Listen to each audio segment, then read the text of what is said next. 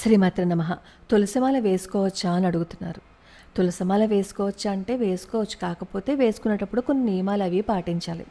ముఖ్యంగా ఇప్పుడు కృష్ణ భక్తులను చూస్తే ఎవరి మెడలో చూసినా తులసిమాల కనిపిస్తుంది.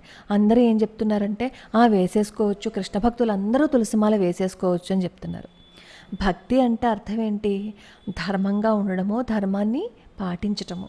అలాగే కొన్ని నియమాలు కూడా ఉంటాయి. మనం తులసిమాలని వేసుకునేటప్పుడు ఆడవాళ్ళు తులసిమాలని వేసుకోవద్దని చెప్తారు. ఎందుకంటే వాళ్ళకి రజస్వల దోషం ఉంటుంది కాబట్టి. అసలు తులసి మొక్కను కూడా ముట్టుకోకూడదు అని చెప్తారు కదా.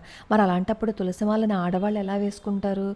కాబట్టి స్త్రీలు మాత్రం ఈ తులసిమాలని వేసుకోకూడదు. అలాగే మగవాళ్ళు వేసుకున్నప్పుడు కూడా కొన్ని నియమాలు ఉంటాయి. ఈ మద్యపానం తాగే అలవాటు ఉన్నవాళ్ళు కానీ, మాంసాహారం తినే అలవాటు ఉన్నవాళ్ళు కానీ ఈ తులసిమాలని వేసుకోవద్దు అని చెప్తారు. అలాగే రుద్రాక్ష వేసుకున్నా సరే మద్యపానము, మాంసాహారము ఇలాంటి అలవాట్లుంటే రుద్రాక్ష మాలను కూడా వేసుకోవద్దని చెప్తారు.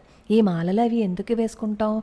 భగవంతుడి మీద భక్తితో కదా వేసుకుంటాం. మరి అలాంటప్పుడు ఆ మాలలు వేసుకున్న తర్వాత మద్యపానం చేయటము, మాంసాహారం తినడము ఇలాంటి అలవాట్లు ఏవైనా ఉంటే అవి మానేసి ఇవి వేసుకోవాలి. కానీ ఇవి వేసుకుని అలాంటి పనులు మాత్రం ఎప్పుడూ చేయకూడదు. ఏదైనా సరే అత్యంత పవిత్రంగా చూసుకుంటూ భక్తి, శ్రద్ధ ఉన్నప్పుడు మాత్రమే మనం ఏం చేసినా ఫలితం ఉంటుందనే విషయాన్ని మనం మర్చిపోకూడదు. ఏ మాల వేసుకున్నా, ఏం చేసినా ధర్మాన్ని తప్పకుండా మనం ఉన్నంత వరకు భగవంతుడి అనుగ్రహం ఉంటుంది.